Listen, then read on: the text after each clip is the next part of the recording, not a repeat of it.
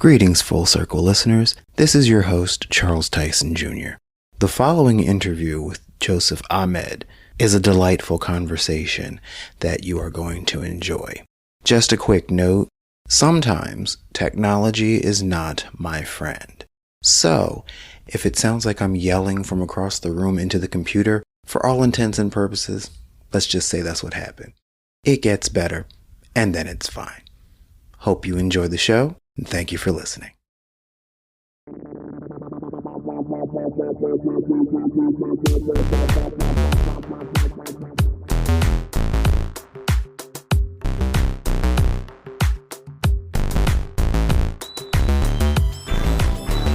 Coming to you from the dining room table at East Barbary Lane, welcome to another special episode of Full Circle, the podcast. I am your host, Charles Tyson Jr., and today's guest I am thrilled to sit down and chat with. They are an artist of many, many mediums, which automatically earns a warm spot in my heart. Starting January 21st, 2026, they will be starring in the one-person show Draw the Circle, presented by Hedgerow Theater Company in Philadelphia. We're going to hear a lot about that, I'm sure, plus countless other fabulous and fierce things from our guest, Joseph Ahmed. Welcome to the Full Circle table, Joseph. Thank you. It's a delight to be here. It is a pleasure to have you. So, as I said, you are an artist who likes to, you like hyphens, from what I understand. So, besides being an actor, a thespian, how many hyphens are we talking here? Oh my gosh. I do love a hyphen. It's always difficult to talk about the many things I do in a way that is succinct, and so especially in my most recent bio, I just started using the word over-hyphenated to describe myself, which is, it's really doing it for me right now. So I don't know the exact number. I think my current bio has something like 10 or so different things all linked together with the little dashes. I come from an acting background. Primarily, that's the main thing I've been trained to do. I went to a theater arts BFA program at Boston University for college. Nice. But sort of from there, I've expanded into so many different things. I act, I direct, I'm a playwright, I'm a dancer, I've worked as a circus artist, I'm a teaching artist across both theater and circus. I have founded my own company that focuses on interactive performance, so things that are immersive and also like sort of enmeshed with game design. I play a bunch of musical instruments. There's probably a bunch of things that I'm forgetting. Many things on the admin side as well. I feel like, as is true of many different Philadelphian artists, I am very much I think a truth of this scene, unless you're really trying to be in a particular niche, is that a lot of the most exciting stuff, while there's not a lot of money attached to it, happens in sort of that realm where everyone is wants to be and is doing a million things at once and juggling all of their hats. So apart from literally being a juggler, which I am, I also metaphorically juggle my many hyphens and hats across all the things I do. That's called being marketable. That's right. So long as you figure out how to talk about it all, marketable. Right. I used to just say, I do things. I mean, honestly, yeah. Yeah, it's like, and a lot of it comes from necessity. It's like, I can't afford to hire a graphic designer, so I guess I better learn how to do graphic design. Yeah, primary, at my company that I co-founded, Obvious Agency, my primary job right now is doing a lot of our grant writing and development work, which was not a thing I set out to do, but I have had to learn it by necessity, and now I'm good at it, and that is the reality of living this life. Valuable. I always think of that old In Living Color sketch, the Jamaican family, the Headleys, and they all have 10,000 jobs, and the wife is like, I'm the maitre d', I serve the tea, and look at me, I'm heavy D. That's always what I say. I love that. So are you a Philadelphia native? To people not from this area, yes. To people from this area, no. I'm from South Jersey. I grew up in Pennsauken, so like the 20-minute drive from the Ben Franklin Bridge. Yeah. So very much enmeshed in a lot of Philly culture, rooting for the Eagles, all that good stuff. Go Birds. Go Birds, exactly. What a season it's been, my God. So I was in this, the situation of like coming to Philly constantly for field trips and visits and etc. And I did a bunch of like theater things here in the city when I was a teenager and whatnot. But then after I went to college, I moved back to the city formally in I think it was late 2014, early 2015. Okay. And so it's been a little over a decade that I've been fully enmeshed in Philly and living in the city now. Okay, so you did the reverse of me. I lived in Philly for, I'm just going to say multiple decades, and then moved to South Jersey. And Gotcha. I always say it takes the same amount of time to cross the bridge and go to Philly as it took me to ride the 34 trolley into Center City. So Absolutely. It just happens to be that there's a different state and a cover charge. Cover charge. Yeah, that. I never thought of it that way, but yeah, and I should start asking at the toll like I ask at clubs, what does this get me besides in? I love that. But now it's not even like a person there most of the time. You're just like yelling at the Easy Pass thing. Exactly. And, the extroverted introvert that I am, I love Easy Pass. Oh my God. Tell me about it. Not having to have a random transaction. Great. Like the first time I ever ordered Grubhub and didn't have to speak to someone, I was like, this is the golden age. Oh my God, yes. It's so funny because, as someone who is, the thing I've spent the most time on artistically in my life is acting. And I relate to this so hard. I'm like, I do not want to have that little transaction. I don't want to do it. It is so stressful for me. But going on stage and doing a 90-minute solo performance in front of strangers, great. Love it. Eat it up. How insane is that? I've been thinking about it my whole life. And like, what does this mean about me? What is the psychology of this? I don't have great answers. I have many conjectures. Yeah, I was thinking about this recently. It's like, for years, I just thought I was the hugest whore, just out there all the time, putting my face everywhere, making sure that I'm seen and heard. But the second I'm not on stage or just on, it's like, don't look at me. So my life was like, look at me, stop looking at me. Totally. Well, it's like, I really...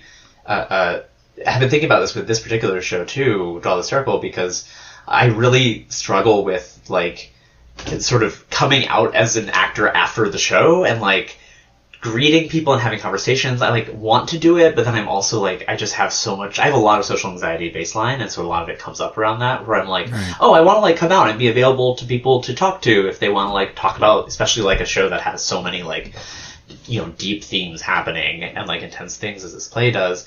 And also I don't want to be like, and everyone wants to talk to me because I'm a star and here I am, and like have expectations on people. And it's just always it's always funny that I'm like, yeah, doing this performance, that's so easy, and then even just the moment after the show of like coming back to those conversations is so much more complicated for me to navigate.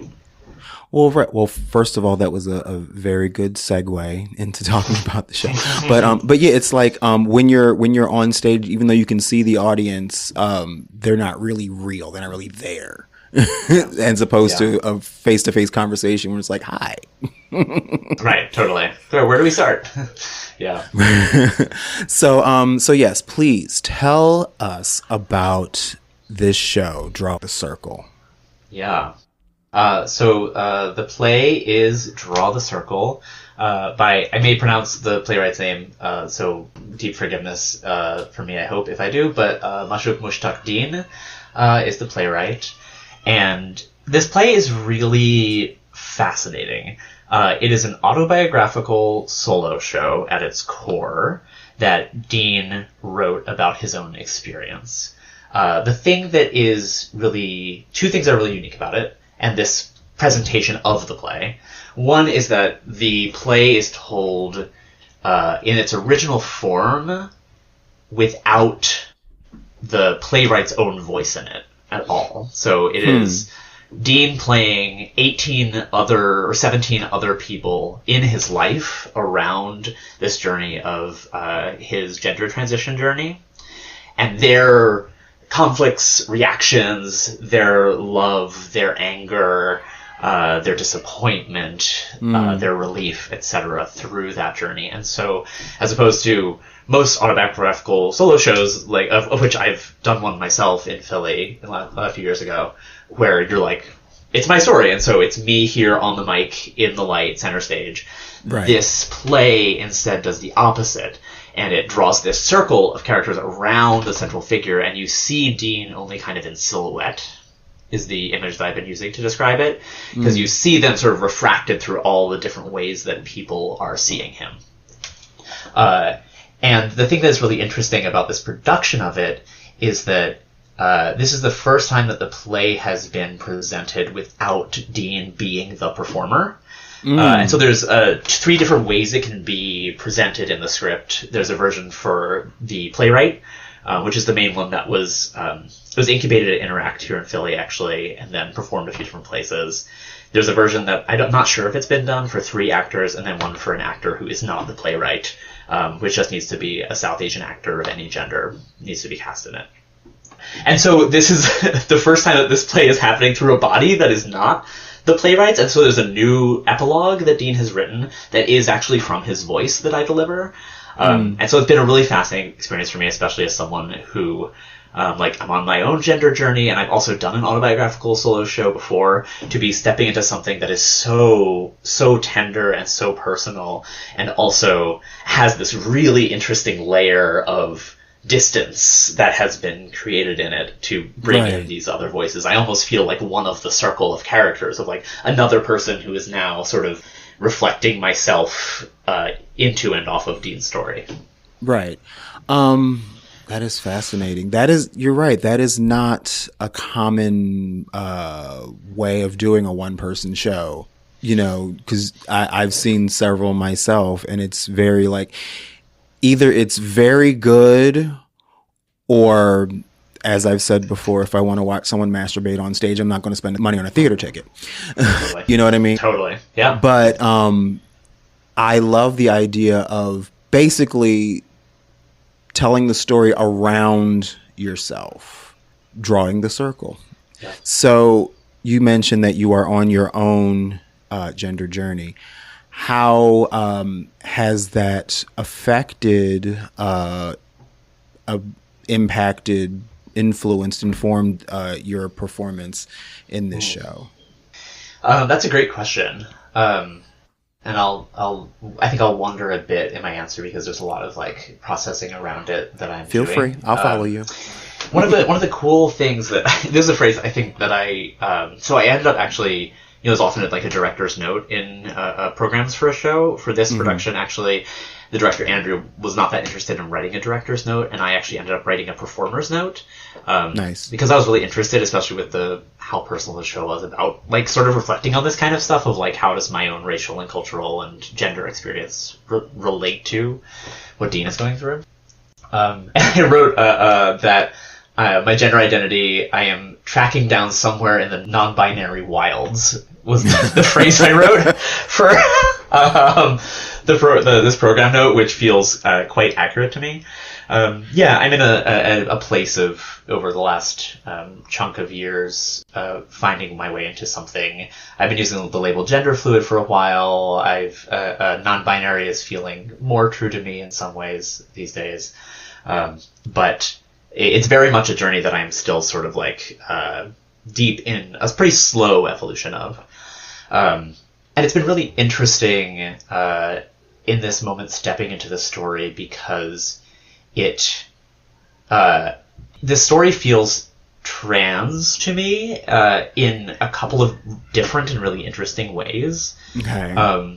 One of them is obviously it is the story of a trans man's like transition process, right? And so in that way, it is like a really like authentic and bare and vulnerable articulation of that. And so it's really like fascinating for my body to step into that story and to like feel what that's like, to feel the resonance and friction to my own journey, where it's so clear both that I'm like, oh yeah, my gender journey is very different than this person's, and also there are things that resonate and there are things that affirm what I'm going through. And on the other side, the act of performing this play is an act of constant transformation, of like every 2 minutes changing into a different gender, a different character, a different age. And so it is a really like interestingly like fractured, fragmented experience to just do as a person, as a body, that feels like this constant sort of act of like stepping into and out of and trying on and taking off. And one of the things that I think is so generous about what Dean shares in his journey is that like, as much as there's always what I guess intuit, and again, you know, in all of this, I think that it is important to draw the distinction of like, there is sort of my understanding of Dean, who is a character in this play that is very similar to the actual person and who the actual person is. And so, you know, I'm only able to speak from my knowledge of the character and what that says about the real person behind it. But what I find in the story, is that as much as Dean experienced a strong feeling of gender dysphoria, a search for gender euphoria, and for an identity in a body that would fit with who he is inside, that was not a linear journey, and that there were so many different times of like arrival in a sense of an identity, and then a realization that didn't quite fit, and a trying on of, and a trying to figure out what the right thing is. And that has been really affirming to me as a person who, I think a lot of the stories that I've received, especially from people who are like really out and have been really out for a long time, of there being a level of like certainty and clarity from a young age, and and my experience is so much more of like of questioning and of searching and of being in strange gray areas, and often feeling like, oh yeah, like am I enough this? Like, do I deserve to take up space in my identity in this way? Is that okay? Am I stepping on other people's toes by doing that? And it's been really helpful to step into a story that I think on the surface I was like, oh, this feels so much more valid as a trans story than my own.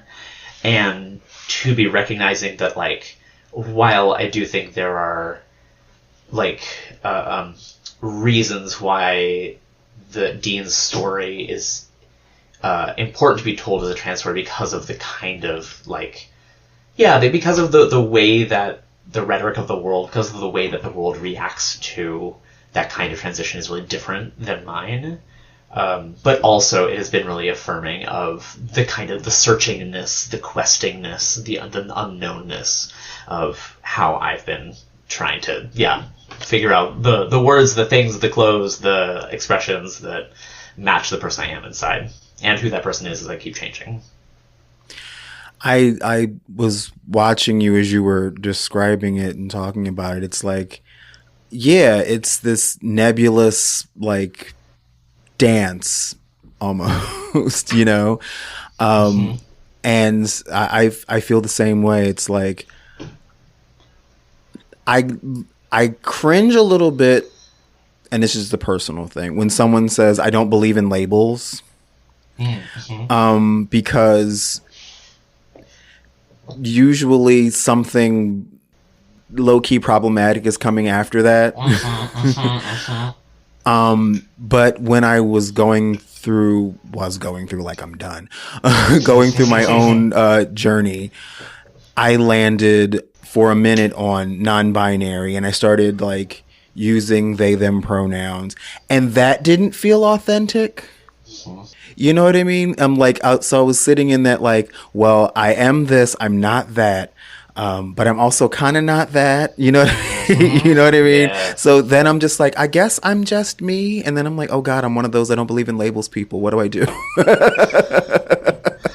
Totally. I mean, I feel that tension a lot, because I think that like I've been running into this. I think both in like gender things and also in like other aspects of my life and art of. Like, words are important, words are useful, words mean things, words help us define space, words help us bring people together, and also language is constantly evolving. Language can be exclusionary, language can be hurtful, and I think I'm trying to find the place with all of this where I can live in the like whatever we are using as language is our best guess right now.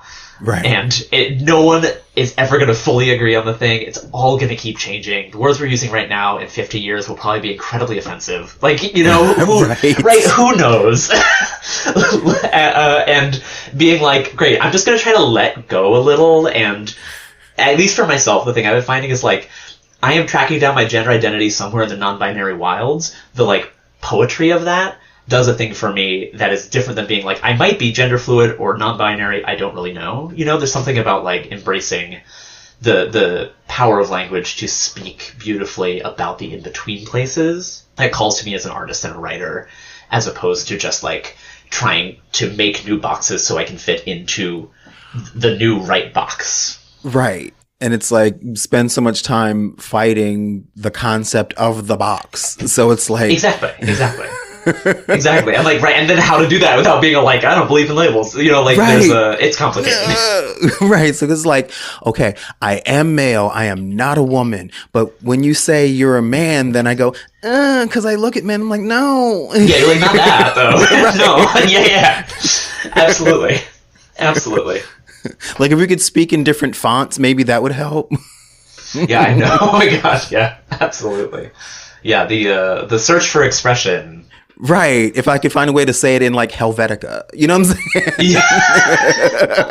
I love that. No, I totally like. Yeah, because I'm like, not a man, and also like a man, and like both that of those feel true in my body. Right. And I have been socialized, I've been seen, I've received the privileges of being a man in many ways. I still continue to. Right. And I don't think that I'm going to be undergoing, at least I don't think so. I don't know. But I don't think I'm going to be undergoing the kind of transition where like those privileges or that kind of socialization fully goes away in how I express myself or am perceived. And so it does feel right to me to be like, yeah, the label of man still is a part of the word cloud of me. Right. But I get to move those fridge magnets around myself. I get to be in the act of the poetry of shaping what that story is. And that's one of the words that I can or cannot use. And it's one of the things that is so fascinating and inspiring about the way this play is written. Because I'm like, this play is dead naming Dean all over the place. It is not Dean's current pronouns all over the place. It is Dean's dead name all over the place. And it is really weird because we'll be in the room and we'll be out of a scene and we'll accidentally use Dean's dead name just because that's what is in the script and in the scene we're talking about. And then we'll all be like, oh, shit, no, oh, sorry, oh, God, we're transphobic. And it is one of those sort of like acts of generosity and vulnerability that is in this play that is really kind of like astounding to me. And I know that for many people, like that might feel really, especially like trans people, it might feel really weird and hard to hear on stage. And I think at least for me and how I'm sitting, I know that generosity is not for everyone, but it's been really moving to see and to get to experience that kind of generosity from this person, because it does feel like this story has given me a view into their experience into this person's experience that I wouldn't have had without that. And I'm very grateful for that act of vulnerability. Not that it is an act of vulnerability for everyone. Right. Yeah, those are, you used two very accurate words with that: generous and vulnerable. It's like, I'm just going to say it. It's like trans Jesus. I'm doing this for all of you. Yeah, I mean, there is this element of, and it's a thing I debate a lot as an artist, someone who makes my own work, of like, and even just as a body, as an actor, right, of like the things we go through to perform and the rigors of that. Right. There is an element of like sacrificing an element, something about myself to offer to this like greater whole of the public. I really reject the like suffering or starving artist trope. I'm like, that's a dangerous thing, and like I think that healing and thriving artists make better art than suffering and starving artists.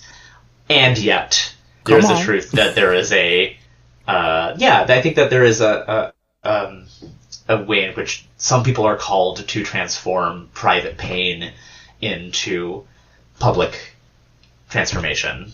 Yes. And that is a special thing that some people are willing to offer, and that I'm grateful that we get to receive as a culture. Right. I'm still on the thriving artists make better art. That is a internal debate I have been having, because for the longest time I was wearing my struggle as an artist as like a badge of authenticity. You know, I'm in these streets. I'm about it.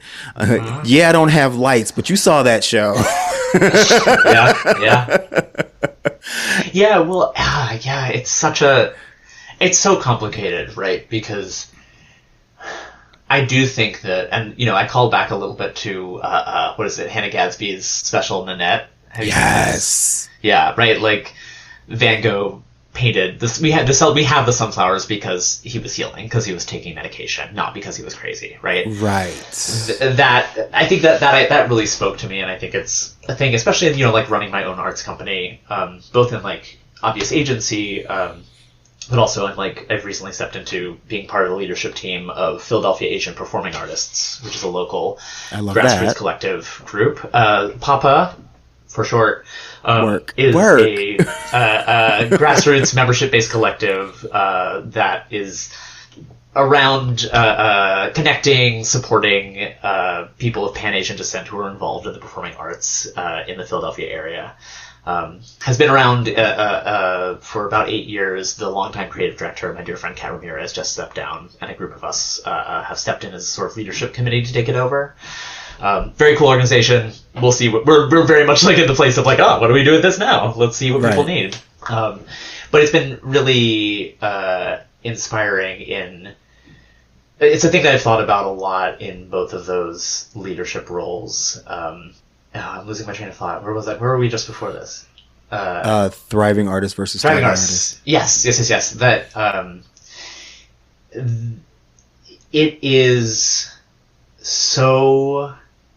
When I am thriving, when I have time, when I have space, when my nervous system is less activated, I can be more creative, baseline. Right. And I think that there's this thing of like, because it is true that people have resisted through art so much, and the art that people have created in resistance has been so beautiful. There is, I think, an assumption that like beauty would not exist if people were not thriving. And I'm like, thriving doesn't mean that there's no pain. Life hurts. People die. Like, things happen. Like, there is still gonna always be suffering and pain in life. And I think that the thing that thriving artists, healing artists get is that they get to translate that pain into public understanding and inspiration and whatever else it wants to be, from a place of being well themselves instead of from a place of being hurt and poor and dying, which is so true of so many artists. Right. That's very, very true. Like, I like to say you can authentically be from the streets without being in the streets. Absolutely. Right. And also, like, my friend, my dear friend Daniel, who runs Obvious Agency with me, talks a lot about like not trying to get into the Impression Olympics with each other. Say it again. Right? Because like we're all because no one wins. No one wins, right? Because we all should be on the same team. We all should be on the same team. We all should be in solidarity. Even the people out here in their tech jobs who are making $200,000 a year, still in the scheme of the world and what's happening, we should be on the same team. Right. Like, it doesn't feel like it. Nope. Because there's a lot of reasons why forces don't want us to feel like we're on the same team.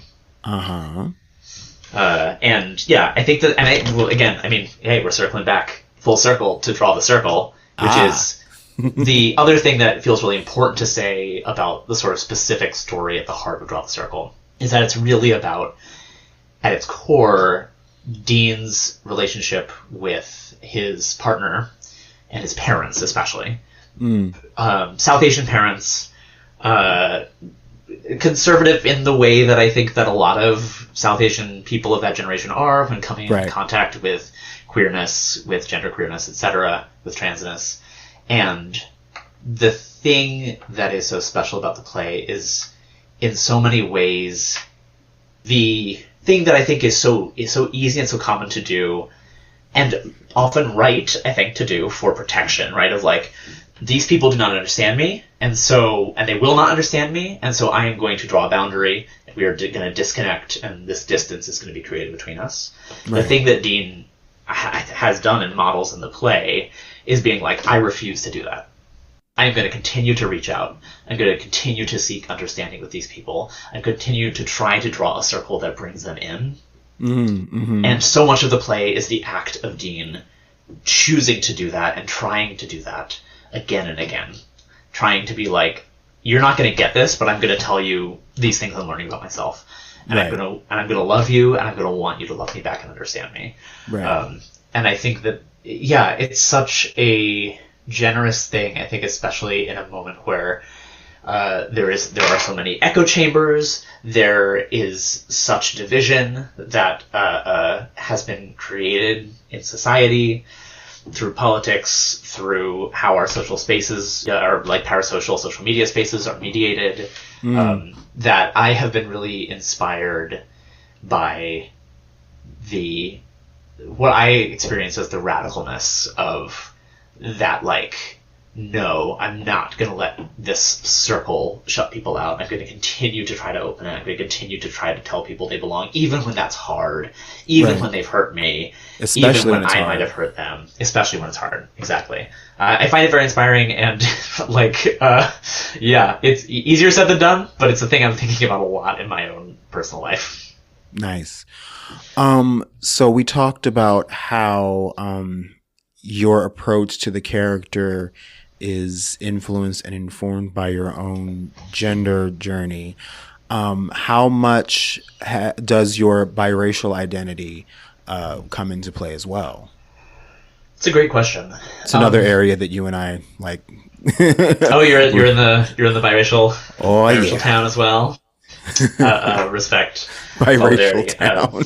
Biracial, the little village of us who all live together and have meetups. Yeah, I really, again, another very good and complex question for me. At biracial, I am on my mom's side, white, American for many generations, but that ties back to like Ireland, England, Holland, those types of places. Okay. And then on my dad's side, my dad is a first-generation immigrant from Bangladesh, so I am Bangladeshi, just sort of like, I don't even know how far back on that side. Since been. Yeah, who knows? There's probably some other things in there far enough back, but I don't know.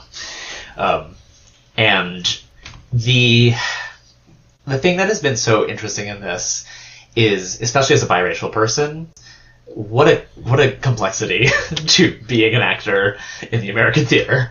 Because this is the first time I have played, outside of my own work or a staged reading, a South Asian person on stage. This is the first time outside of those contexts that I have had to use any South Asian accent, had to do an Indian accent. It is also the first time, therefore, also that I've played like a non-cis South Asian person on stage.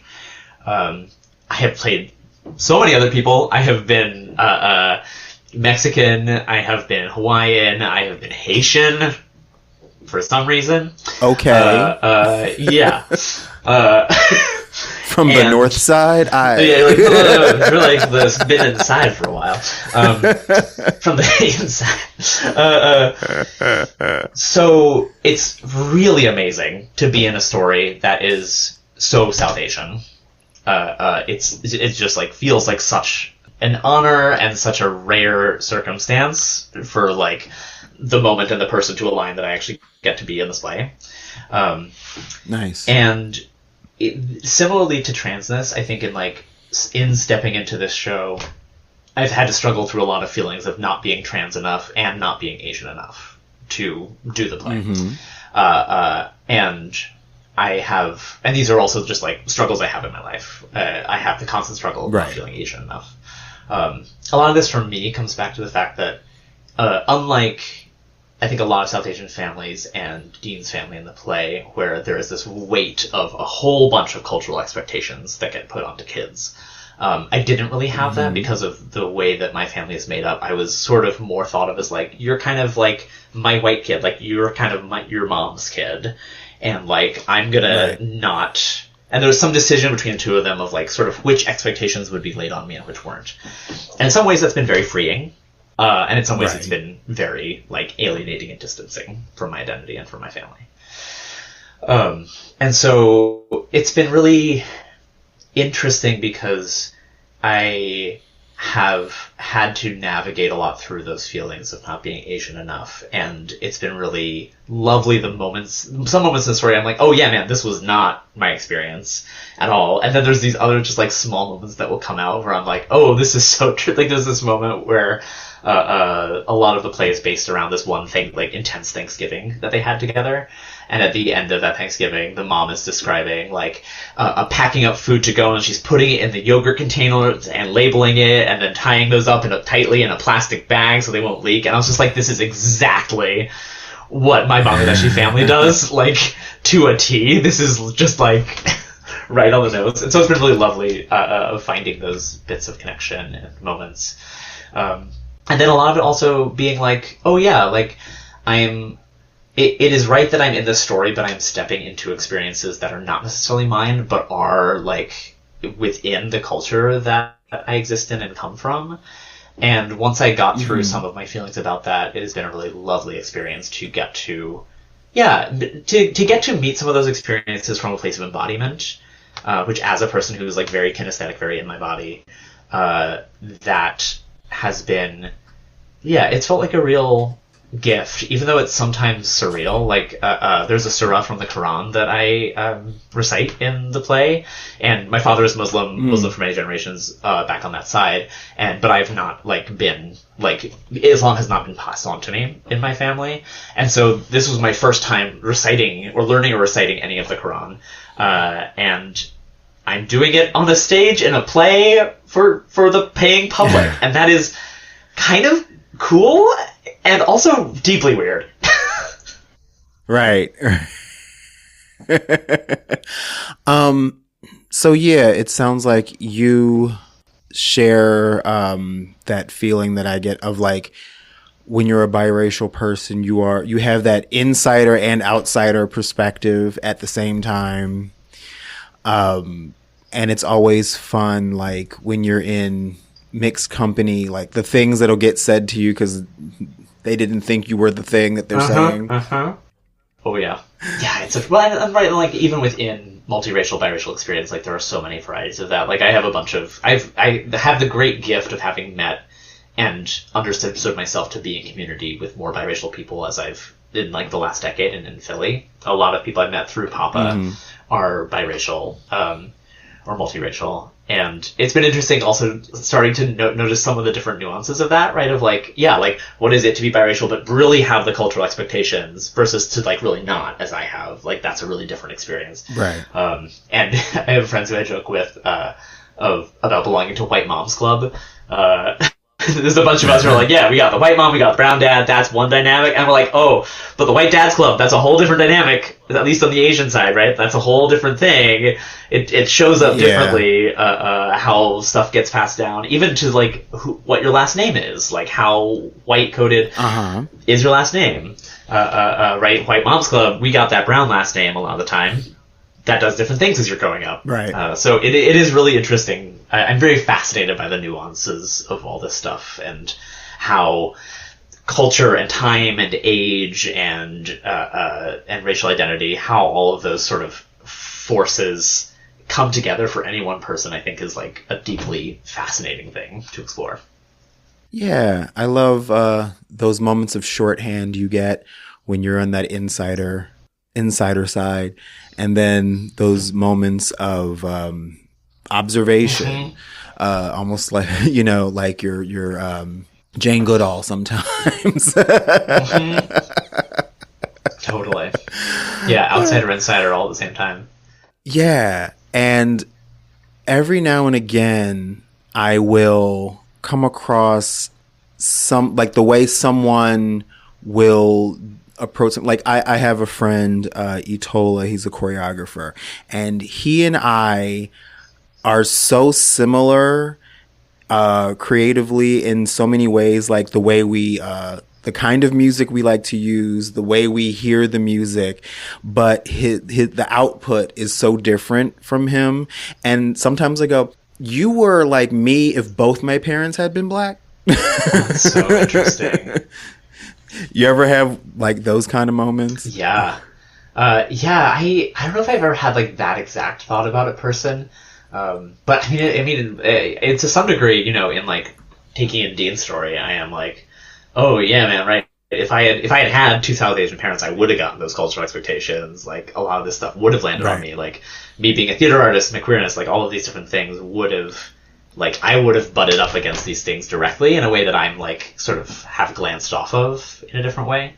Yeah, it's so interesting.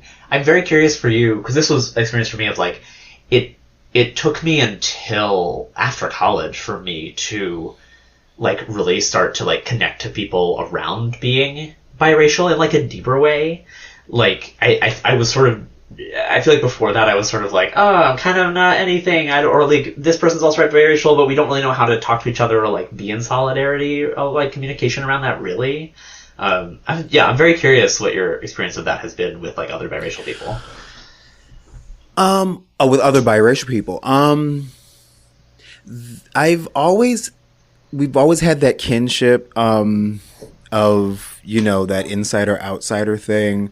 I was always growing up as a biracial black person whose mother was white and father was black, but living in a predominantly black neighborhood and going to predominantly black schools from K through 12, I was never allowed to not think about it because I would always be reminded. Uh-huh. So it wasn't until I got to college that I actually like leaned into my blackness. So it's like you have to go all the way to the other side before you can like find that nice little, because, you know, I was the white boy from K through 12.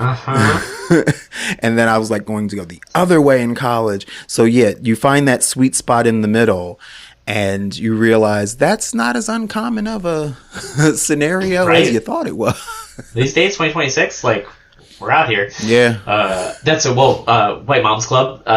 Nice to know we're both in this club together. Right. That needs to be an actual thing. White Moms Club. I mean, listen, we can do meetups. Like, I'm here for it. I think. Well, I have a quarter Asian child now because I have a white partner, and we had a baby a little over a year ago. And congratulations! I think about it so much because thank you so much. It's a delight, and also it's the hardest thing ever. And I'm thinking about it a lot because I'm like, oh man, quarter Asian, that's a whole different ballgame. I don't know, and I'm not going to assume I know what that is going to be like for this person. Right. And I'm glad I have the knowledge to know that I don't know. But I'm already like, oh, okay, like this kid over here, I see you, you're also quarter Asian, y'all should talk. I don't know if you're going to care to do that, but I want you to at least like know each other so you can talk about some shit. Right. But I mean, I really relate to that because I, especially as like growing up in like a pretty diverse school district in South Jersey, but like one that was pretty small on Asian people. Like I very much was like, I'm white. Like that's essentially what I am. Like I'm kind of this other thing, but I'm mostly white. And it also took me like a while to be like, no, I get to be Asian too, and that's okay, and that's allowed, and not just in a commodified way, which it can often be because of theater. Right. I mean, it's part of why, like, I actually don't act as, like, acting, as much as it's what I've done the most of, like, regional theater acting is not a big amount of what I do these days. I don't go out for auditions a lot, because honestly, like, it's uncomfortable. Like, as a person who exists outside of, like, a little bit outside of gender and very much outside of easy racial categories, like, it can be really uncomfortable, the kind of boxes that I get put into, or the boxes that I'm just, like, not thought of for, because I'm sort of this vague other. And it often, even if it's not meant to, and even if people are like, doing the best they can on the artistic director side, it can feel really oppressive a lot of times. Yeah, I remember if I had a nickel for every time someone said, you could be Angel in Rent. That's a thing for you, right? I guess now You're that like, would be like, you could be in Hamilton. Yeah. Yep. Totally. Because that's what there is for brown folk. Because that's right. Well, yeah. I mean, that's one of the reasons that, like, you know, I think, like, I mean, like, plays like this, like, while I also care about making my own work and making new work so much, I think when we rely on existing canon for the kind of art that we're doing, especially in an art form that interacts with bodies in the way that theater does, it really limits the stories we're able to tell. It really limits the kind of experiences that we can put on stage, because we're constantly asking people of, like, really rich, interesting experiences in their bodies to fit themselves into Tennessee Williams, right? To fit themselves into whatever, or we're like Shakespeare, but it's you know, but now it's Asian Shakespeare, right. You know, and you're like, what are we? Which also sounds like, fierce. I mean, yeah, but it's, you know, and there's nothing wrong with doing that, right? But I think that, and I respect people who are like, that's my bag, that's what I want to do. I think the thing that I know for myself is that I am most called to new stuff. And even though this play has been around for a bit, it feels like Draw the Circle feels like it falls into that for me, because it is so personal. It is so brave. It is so fresh, and even in, like, knowing that me coming to it is kind of changing the play, that I really feel as an actor like I'm artistically in conversation with the play and with the playwright, even though we haven't, like, actually had a conversation with each other. And that feels really rare as an actor, where often I feel more like I'm like, great, you needed this box to be filled, and I was close enough to it, so we're gonna, like, squish this a little and put that foot into that Cinderella shoe, and it does not fit great.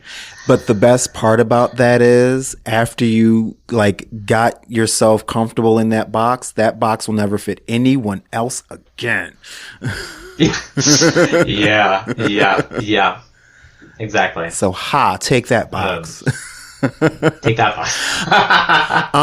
I know we've touched on this just organically through the conversation, but I'm going to ask the official question. So in the process of getting ready to do this show, what was your biggest challenge and your biggest, I'm going to use the word triumph, but that can also just be joyful moment? That's a great question. I think that, like, there's kind of two challenges, depending on perspective. I think the most obvious challenge is the time required to, like, get this play into my body. Like, this is every day I'm in rehearsal, it's just me working the whole time. It's just me speaking the whole time. If I'm learning lines, you know, often if you're in a show with 5 people in it, like, if they're doing their scene, I'm learning my lines over here while I'm in the rehearsal room, right? Or, like, that's part of the sort of process. And it can be. And I was like, I had to put in, I don't know if it was equal, but, like, probably close to the same amount of time I put in rehearsal, outside of rehearsal, like, in the month leading up and in the days around it. Like, learning lines, like, working on accents. Like, there's, like, 7-8 accents in the show, something like that. Into my body, being able to show up for rehearsal and actually be able to work and actually be able to do, like, generative, productive acting work. And it's hard. And it's hard when, like, you know, regional theaters are hurting for money. Like, it wouldn't be a problem if we were in a resourced arts ecosystem, which we are not. And so, you know, Hedgerow is not able to pay me the amount that would make that really easy to say yes to. Right. And so that's a struggle, because I care about doing the work. I care about doing it well. And the reality is that, like, the money to fully support that is not there for anyone, right? At least not in this scale, right? I think the thing that's a little bit more tender for me, that I think actually connects to Triumph a little bit, is so much dialect work. Like, this is a really dialect work heavy show. I'm doing two different types of Indian accents, each differentiating between 2 characters apiece for those accents. I'm doing a Costa Rican, a Mexican accent, a British accent, a West Virginian accent. I'm doing so much, and it's not a place of comfort for me as an actor. Strangely than many other things about the show, like, generally, like, oh yeah, it's just me on stage for 90 minutes, I have to learn how many lines, like, all that stuff does not scare me. It's a lot of work, but it doesn't scare me. I have to 18 characters in my body, sure, I can embody that. It doesn't scare me. But the accents do, and it's definitely been a journey. I think part of the triumph is that like I've had some crunchy moments with it because we had a really wonderful dialect coach, Gurkiran, who's is London-based, worked with me on the Indian accents primarily, and I had a couple other people in the process who were able to help me a little bit with, as well as Gurkiran, on some of the Hispanic accents and other pieces of it, who like have them in their ears a bit. And I don't know that I'm doing perfect work. I don't think anyone is. I think that's an unrealistic expectation for accent work, especially with this many things back to back. Right. But I actually feel like I'm in a place coming into this week of previews where I'm feeling pretty confident in the work that I'm doing, and that is feels really exciting for me, because it felt like I had told myself, I think, for a while that like, oh, this is kind of a growing edge or like something I'm not particularly good at. And I think being able to see myself rise to the challenge of like navigating this many different accents with like not minimal support, but not with like a ton of support time-wise around it, has been really like exciting and empowering for me as a performer. Have you chosen a favorite accent, like a favorite one to do? What a good question. I still find them kind of scary to do outside of a rehearsal, but I think that it's a good question. I think that the speaking as the mom in the play has been really lovely for me. Her like particular kind of American influenced diasporic South Indian accent. I feel like it's taken me a while to find it, but I'm really, I really love that character, and I'm really enjoying playing her a lot. I love it. And this is going to be fun for me because I always love hearing like Indian accents across the diaspora, and like it always just sounds so smart to me. Like when I think that. Like the sound of like true intelligence, it's an Indian woman. I love that. You know, except I tried to turn my Siri into an Indian woman because they give you that option. But like having that voice in a subservient position just didn't sit well with me, so I switched. No, she has to be telling me what to do. I'll be Siri. We'll switch. I can't do this to you, sis. I'm sorry. That's so funny. So what is the takeaway you would like for the audience to have with this show, with Draw the Circle? I mean, I think the show sort of wears its objective on its sleeve in a way. I think that the title, Draw the Circle, both describes sort of the theatrical mechanism of the many characters reflecting Dean, and also the like core action of the play, which is this kind of radical inclusion feels buzzwordy, so I'm going to find other words to say it. The choice to seek commonality, love, and understanding where it would be easier not to. That, I think, to me, really feels like the core of this play. And to embrace the process of,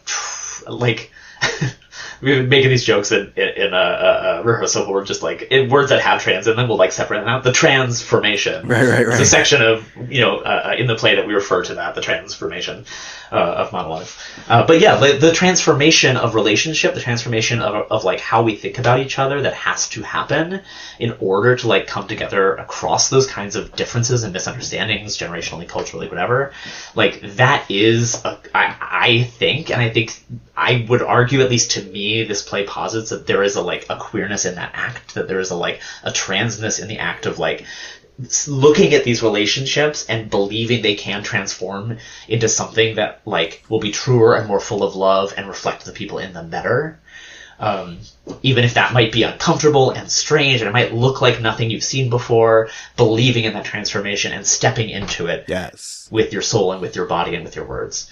And so the thing I hopefully hope for this play is that, at least the thing I am taking away, is that for those relationships that you have in your life, where there is love, where there is connection, but it's hard, and there's hurt, and there's misunderstanding, and there's mistrust. And knowing that, right, not every relationship can be salvaged. That is true. Not every thing can be fixed, or there is the desire to fix. But for those ones that are hard, but there is still that desire in there somewhere, to keep trying, to try again, to try simply, to try over time, to try consistently. It is the inspiration that I have taken away from this play, and as my dad is aging, as like I'm figuring out how to teach my child, who the world is going to mostly socialize as white, about being Bangladeshi, about that side of himself, as I try to figure out, like, what does that look like? What is the work that I'm able to put in on the somewhat complicated relationships I have with that side of my family? Dean has been so inspiring in, just modeling what it looks like to keep trying, to keep reaching out, and that actually, in its simplicity, can cause some pretty amazing transformations. So I hope that people leave the play, like, loving the trans people in their lives better. I hope people leave the play loving themselves better. I hope they leave the play loving an immigrant in their lives better. I hope they leave the play, like, thinking about the circles they draw and who else could be included in them, who isn't, and whether they themselves, at the deepest level, are really included in the circle that they're drawing. Lovely. So it's not so much a takeaway as a taking in. Yeah, I like exactly. that. Exactly. And I was also sitting here thinking about, drawing circles as opposed to drawing lines. I like that. So as we said, this play is starting on January 21st. So at the time of this recording, that is tomorrow. So by the time this episode comes out, there will be plenty of time for everyone within the sound of our voices to get tickets and experience this wonderful show. We will be there. Martha and I will be there this weekend. And I am more excited now than I was before, and that's saying something. I love that. So we will definitely put the information on how to get tickets in the notes to this episode.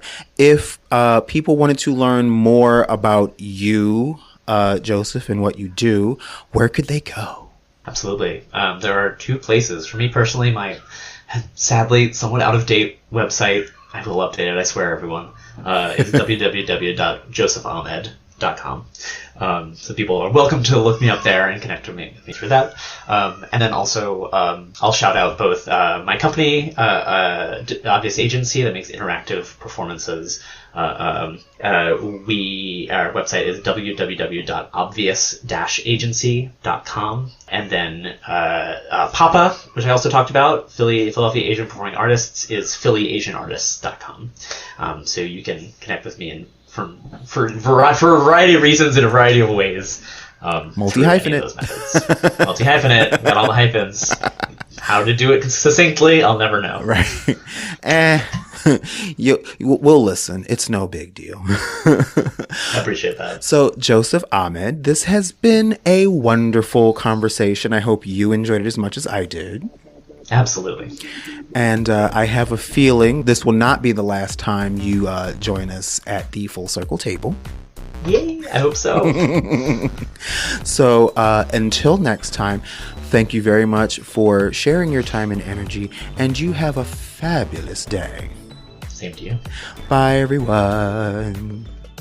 Full Circle is a Never Scared Productions podcast, hosted by Charles Tyson Jr. and Martha Madrigal, produced and edited by Never Scared, executive produced by Charles Tyson Jr. and Martha Madrigal. Our theme and music is by the Jingleberries. All names, pictures, music, audio, and video clips are registered trademarks and/or copyrights of their respective copyright holders.